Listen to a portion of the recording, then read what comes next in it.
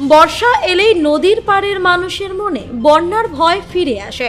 রায়গঞ্জের কুলিক নদীর ধারে বসবাসকারী মানুষের কাছেও এই সময়টা উদ্বেগের।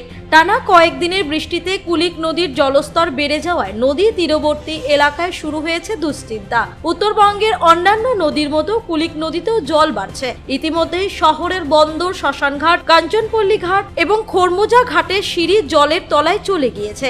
নদীর জল ঢুকতে শুরু করেছে সংলগ্ন নিচু এলাকাগুলিতেও। যদিও এখনো বড় ধরনের বন্যা পরিস্থিতি তৈরি হয়নি, তবুও নদীর পাড়ের বাসিন্দাদের মধ্যে আতঙ্ক বাড়ছে।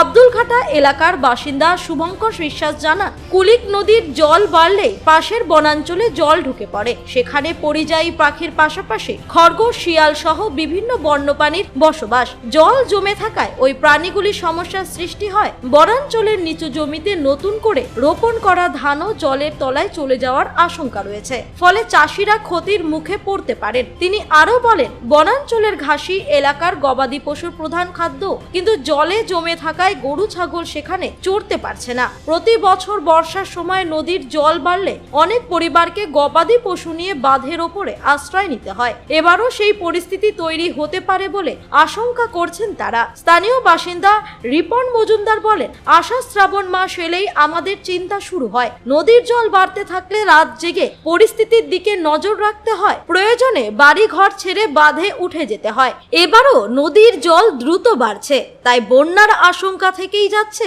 অন্যদিকে প্রশাসন সূত্রে জানা যায়, কুলিক নদীর জলস্তরের ওপর নিয়মিত নজর রাখা হচ্ছে।